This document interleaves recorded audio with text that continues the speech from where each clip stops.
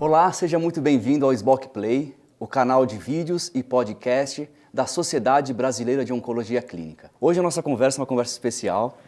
A gente vai conversar com o Dr. Evandro de Azambuja. Dr. Evandro, ele é oncologista clínico, atualmente atua no Instituto Jules Bordet de Bruxelas, na Bélgica, e ele também é diretor de associados da ESMO. Doutor, eu te chamo de brasileiro, de belga ou dos dois? Os dois. Brasileiro de nascimento, belga adotado. Adotado. A gente está fazendo essa gravação no ESMO Summit em Latin América 2024. Doutor, fazia tempo que o senhor vinha no Brasil ou não? Vem para cá com frequência? Eu venho para cá com frequência. Eu estava aqui em fevereiro visitando a minha família, de férias também, visitando a família. Tá. Para a gente chegar no cargo que o doutor ocupa atualmente na ESMO, eu queria resgatar e falar um pouco da sua carreira. O doutor Evandro nasceu em Caxias do Sul. E conta um pouco da sua carreira, doutor. Como que foi a graduação, a escolha por medicina? Aí o senhor fez a residência em Porto Alegre, foi isso? Exatamente. Então, assim, eu nasci em Caxias do Sul. A minha família se mudou para Porto Alegre quando eu tinha uns 12, 13 anos. E aí eu terminei o estudo em Porto Alegre e fiz medicina na faculdade da PUC. E depois fiz a especialidade de medicina interna no Clínicas e oncologia no Clínicas. Voltando à tua pergunta inicial, a escolha da medicina. A escolha da medicina sempre veio muito precoce para mim. Eu, desde pequeno, era pequeno, mal sabia falar, já dizia que ia ser médico. Seus pais são médicos? Não tem nenhum médico na minha família. E todo mundo ria porque não tinha nenhum médico na família, né?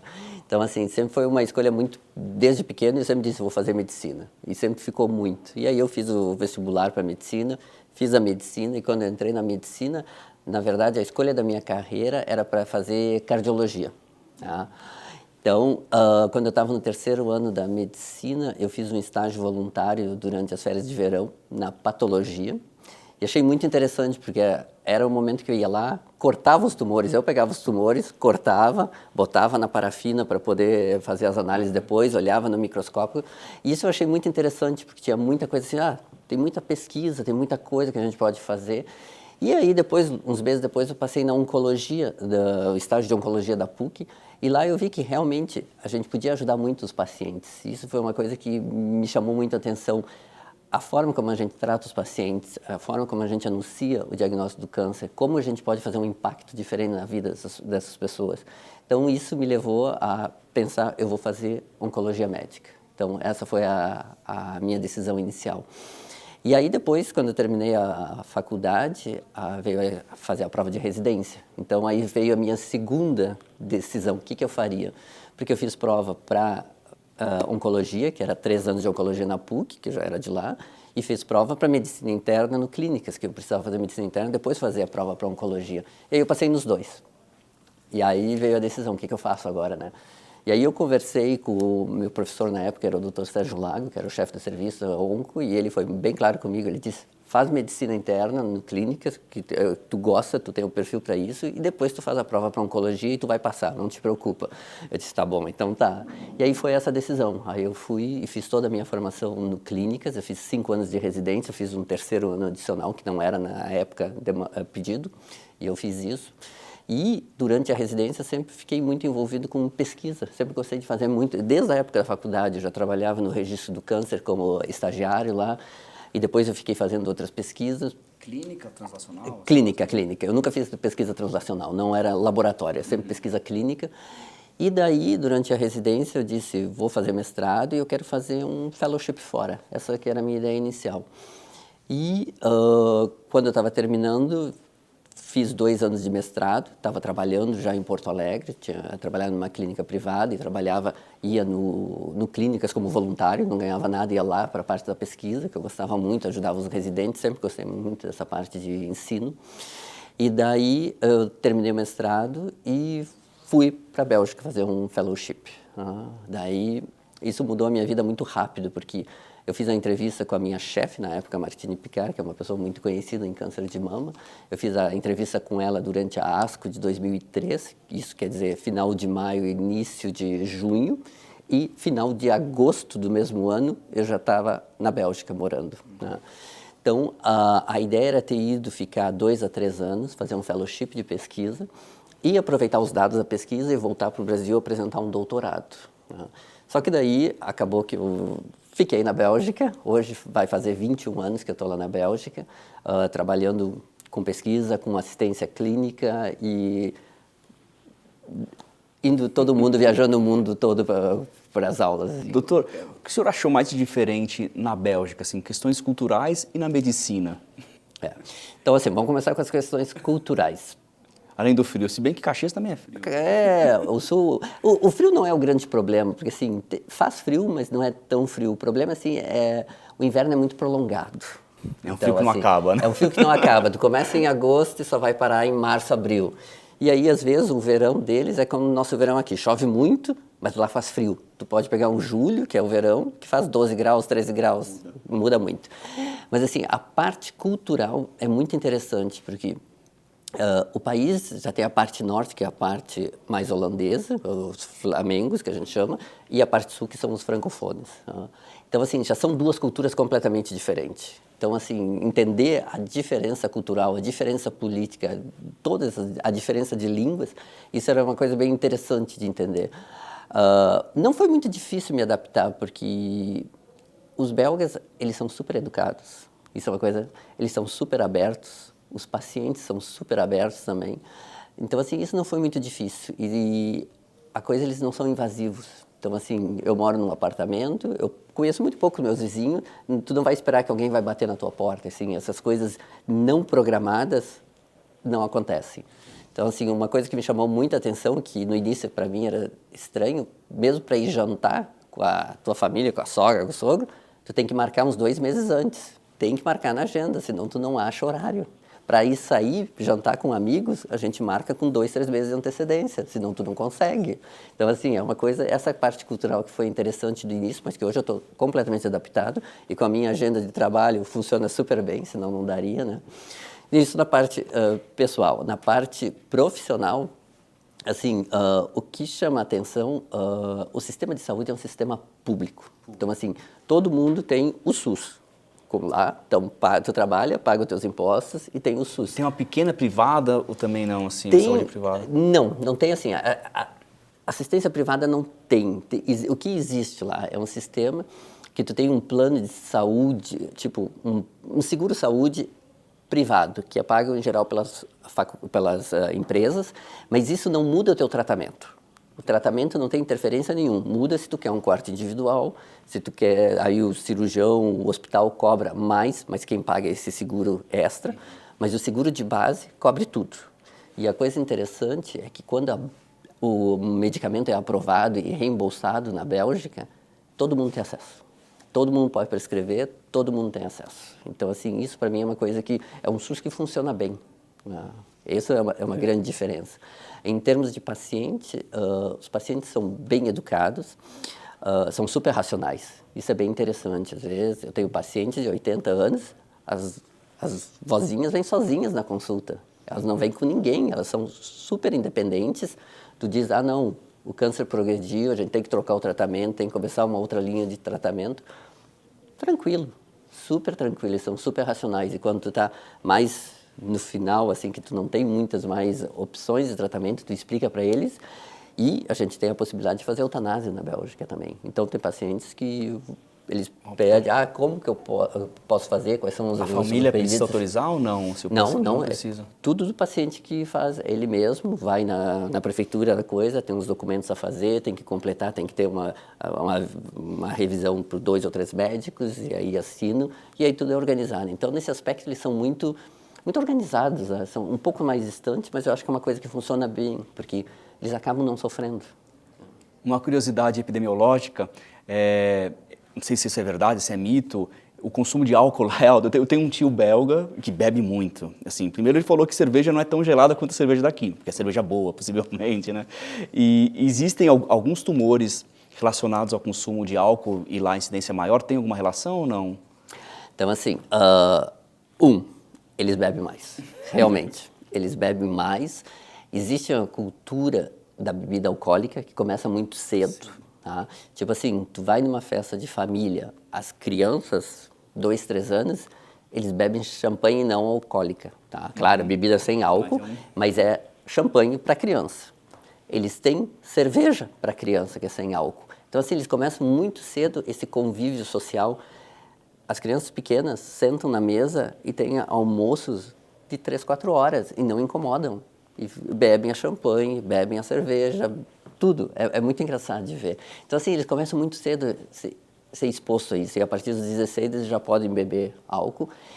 E a Bélgica é um país onde tem muito festival de música. Festival eletrônica, grandes festivais, o Tomorrowland é da Bélgica. Então, assim, eles têm essa cultura de sair muito e beber muito. Tá? Então, assim, isso é uma coisa que me chamou a atenção. Eu, quando fui para lá, eu bebia 2 cervejas por ano. Hoje, eu bebo cerveja, eu bebo vinho também, coisa que eu não bebia regularmente. A gente acaba sendo influenciado pelo contato social, porque tudo gira muito em termos, vai sair jantar, bebe, ou toma um aperitivo antes, ou vai tomar uma cerveja depois. Isso realmente é uma coisa que a gente vê, eles bebem mais. Como tu disseste, as cervejas não são frias como aqui, não. As cervejas têm a temperatura e uma coisa peculiar, cada cerveja tem seu copo. É um copo específico, num formato específico, porque daí, senão a cerveja vai ter um gosto diferente. E se o garçom servir a cerveja no copo errado, eles ficam furiosos, porque é um pecado. Né? Então, assim, isso é uma coisa que chama muita atenção. No início eu não entendia, hoje eu sei. Então, assim, tem que ser essa cerveja, tem que ser esse copo. Até eu, se vem uma cerveja no copo errado, eu já reclamo. Então, assim, acho que eu já me incorporei belga. E uma outra coisa que também me chama a atenção, não em relação ao álcool, que tem bastante, mas também o cigarro. Quando eu cheguei lá, eles podiam fumar em todos os lugares. Então, assim, tu ia no restaurante, tu ia num bar, saía fedendo a cigarro. Assim, isso é uma coisa que a gente não tem no Brasil e não tinha já há muitos anos. Então, para mim, foi um choque. E eu escrevi para o governo da época, bem furioso, como é que pode um país de primeiro mundo aceitar isso? Eles foram super educados, me responderam dizendo, fica quieto que a gente vai tomar conta disso. Mas aí levou um tempo, mas desde 2008, 2009, não se pode mais fumar assim, em restaurantes, bares, tudo é proibido, mas ainda tem uma população que fuma bastante. Então, o que a gente fez agora para isso, só para te dizer em termos da oncologia belga, eu sou o presidente da Sociedade Belga de Oncologia agora, tá? Então, a gente teve uma reunião com alguns políticos semana passada, porque vai ter uma nova eleição na Bélgica e a gente está discutindo com eles para ter um novo plano de câncer, porque a gente já teve um que é mais antigo e que precisa ser adaptado, né?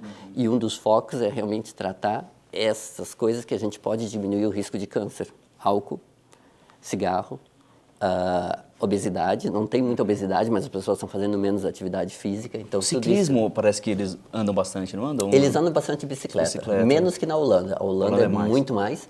Algumas regiões da Bélgica, tipo Ghent ou Antuérpia, lá eles são mais próximos da Holanda, lá eles têm muito mais bicicleta, mas eles têm uma cultura, assim, é interessante. Eu tenho colegas médicos que vêm de bicicleta, para o hospital. É interessante ver, né?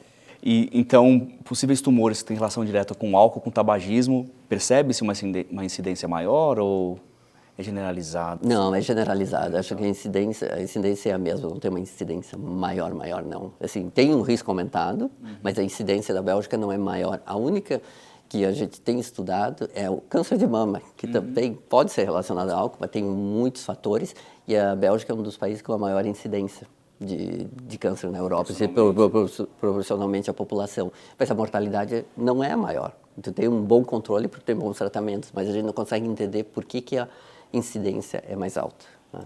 Ótimo. Doutor, fala um pouco para a gente sobre a sua entrada na ESMO. O senhor já era membro da ESMO antes de mudar para lá, ou lá se aproximou mais? Fala um pouco sobre a vida associativa na ESMO. Não, eu me associei na ESMO em 2005, eu já estava na Bélgica, tá? Eu me associei porque eu participei de um programa que se chamava FLINS na época e que hoje se chama MCCR, que é para pesquisa clínica, então é uma semana de imersão em pesquisa clínica para entender como desenhar um estudo, como fazer o protocolo, como escrever as coisas, e precisava ser membro da ESMO. Então foi quando eu comecei. E aí eu comecei a ver, interessante a sociedade. Aí eu comecei a ir nos congressos lá, porque na Europa é tudo mais fácil de viajar. Comecei a ir nos congressos e daí eu disse, interessante isso. E aí eu conheci gente que estava no grupo do Young Oncologist Committee. Né? E daí eu disse, não tem como entrar. E aí eu forcei um pouco a barra, levou uns meses e aí eu consegui entrar. E aí depois eu participei do IOC, achei muito interessante, comecei a participar de várias atividades da ESMO. E achei que realmente era uma sociedade que era muito dinâmica, que tinha um potencial muito grande, que oferecia muitas coisas para os membros, que era pouco explorado. E desde que eu comecei na ESMO em 2005, então eu participei do IOC, depois eu participei do Press Committee. Então, assim, eu participava da press conference, revisava toda a parte de mídia que saía dos dias do congresso, os jornais. Então, assim, é uma coisa que a gente aprendeu bastante, teve treino para fazer entrevista, para fazer press conference, para fazer debate, para fazer entrevista de rádio, de TV. Então, assim, uma coisa bem interessante. Depois eu passei para o Fellowship Committee, né? E daí foi uma experiência bem interessante, porque lá nós criamos também o Lead Generation Program para boostar a carreira das pessoas, que é bem interessante. E depois desse comitê, aí eu passei agora como diretor do membership da ESMO. Então, assim, são mais de 15 anos que eu tenho trabalhado com a ESMO e para a ESMO, né? E, assim, eu sou muito contente, muito orgulhoso e é muito bom ver o crescimento da ESMO. Desde quando eu entrei, o número de membros, a gente aumentou enormemente, a gente está chegando no 36 mil, deve estar agora, assim, é um número astronômico que a gente não tinha antes, então a projeção é que vá logo para os 40 mil. Isso me deixa muito feliz. Né? Doutor, para quem não tem familiaridade, como é que funciona as chapas, as diretorias da ESMO? Há uma eleição, essas eleições são concorridas, como vocês compõem a chapa? São colegas, tentam ter uma diversidade de países? Fala um pouco desse processo para a direção. Então, assim, para o board, que é a direção, né, que é o diretor de membership, que sou eu, o diretor de educação, que é a Nadia Harbeck, que está aqui no Summit também, e o diretor de Public Policy, que é o Jean-Yves Blay, da França. Para esses 3 cargos, a gente é eleito. Então, assim, como é que funciona o processo? A ESMO, o comitê de nominação, acho que chama assim, nominação, elege 4 pessoas, tá? Fazem entrevistas, como se fosse uma entrevista de emprego, o que tu pode fazer, qual é o teu plano, o que tu quer chegar, onde tu quer chegar. E daí eles selecionam 2 e esses 2 vão para a eleição pública dos membros da ESMO. E aí são os membros que elegem um dos 2 para ser o mundialmente, diretor. qualquer associado da ESMO Qualquer associado é mandado para todos os associados e eles votam, tem um período, acho que 2 meses para votar. Isso funciona para os diretores, tá? Isso funciona para os presidentes também, que no board a gente tem o presidente passado, o presidente corrente e o presidente futuro. Todos esses são também elegidos por votação, o mesmo processo. 4 candidatos, 2 são selecionados e vão para a votação pública. Então não é uma chapa, né? São candidaturas individuais? São candidaturas individuais, assim, e são os membros que podem nomear. Se tu achar que tem uma pessoa que pode ser presidente, tu manda, o comitê vai analisar e é o comitê que seleciona, é um comitê completamente independente. Então, tem o chair do comitê e tem vários membros do comitê e nesse comitê os presidentes participam também. Ótimo. Doutor, uma informação que me chamou a atenção, quando a gente fez uma notícia sobre a sua posse como da diretoria da ESMO, você comentava alguma coisa sobre o papel que a ESMO pode ter para ajudar no acesso aos cuidados oncológicos de maneira geral. Como que a ESMO tem feito isso? A ESMO tem várias coisas que a gente está fazendo, que a gente fez e está fazendo para isso. A gente trabalha muito com a Organização Mundial da Saúde, tá? Então a gente decidiu com eles e ajudou eles a decidir quais são os medicamentos essenciais para o tratamento do câncer. Quais são os medicamentos que todos os países mínimos devem ter. A gente não pensa que o mais caro é o melhor. Não, a gente pensa os que têm mais efeito na sobrevida dos pacientes. Então, se definiu uma lista e isso ajuda para os países que têm menos recursos financeiros a decidir, a brigar com os ministros e com os políticos qual o medicamento vai ser reembolsado. Isso é uma coisa. A outra coisa, a ESMO criou, já faz muitos anos isso, a escala de magnitude de benefício. Então, isso toma em consideração o estudo que mostrou uma melhora de sobrevida. Eles pegam se foi só uma sobrevida que o tumor não cresceu ou se foi uma sobrevida que o paciente não morreu. Então, são 2 escalas, eles tomam em consideração os efeitos secundários e eles tomam em consideração se tem qualidade de vida melhor, igual ou pior. Então, eles botam tudo isso numa escala. Então, para o metastático, por exemplo, eles têm um score que vai de 1 até 5, com 5 sendo o melhor deles. Então, a ESMO estima que os scores 5 e 4 são os que todos os pacientes deveriam ter acesso e onde a gente deve botar mais energia e brigar. 3, 2, 1, esses são coisas, o 3 pode ser, mas não é uma coisa que seja fundamental. No câncer precoce, eles têm uma escala A, B e C, sendo o A o melhor deles, o B intermediário e o C o menor. Então, o A e o B são os mais importantes. Então, isso ajuda os governos também a decidir como é que eles vão reembolsar a droga. Porque tu pode ter um estudo que é positivo, o benefício não é tão grande, a droga é muito tóxica, então, assim, essa escala vai ficar ruim. E agora que a gente está discutindo também com a Escola de Economia de Londres, né, é para fazer um modelo que pega em consideração o preço da droga, o benefício da droga, para ver o que é o valor-benefício dessa droga. Então, assim, tem coisa que a gente está fazendo e que a gente já fez para tentar melhorar o acesso às drogas aos pacientes oncológicos. Ótimo. Um pouco do que a ESMO já faz, a SBOC tem projetos iniciais, até avançando nesse sentido.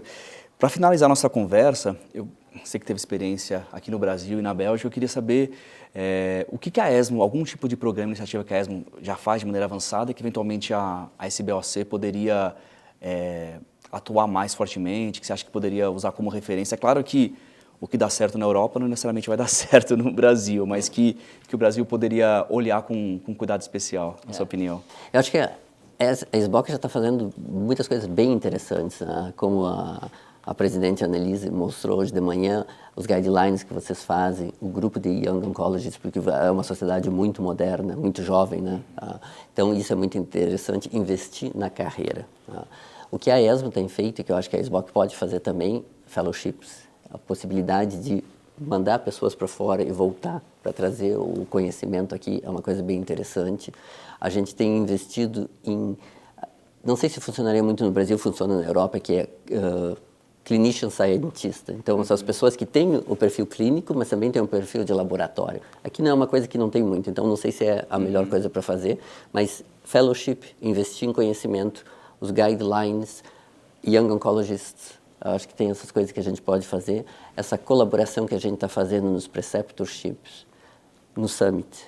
E a gente tem participado ativamente nos últimos anos numa das sessões do Congresso Anual da SBOC. Então, assim, é uma coisa bem interessante, mostrando que realmente existe uma integração das duas sociedades. Eu acho que, sim, as duas sociedades têm a crescer e a se beneficiar dessa mutualidade nossa. Né? Doutor, parabéns pela carreira, muito obrigado pela conversa. Eu agradeço, não sei se o senhor tem alguma mensagem final, gostaria de falar alguma coisa.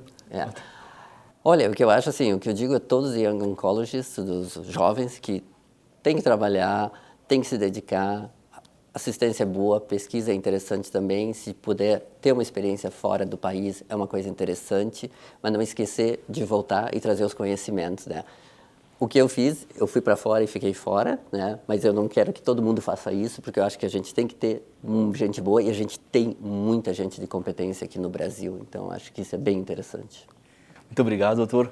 Muito obrigado para você que está nos assistindo. Se quiser assistir outros vídeos, acompanhe na página do SBOC Play.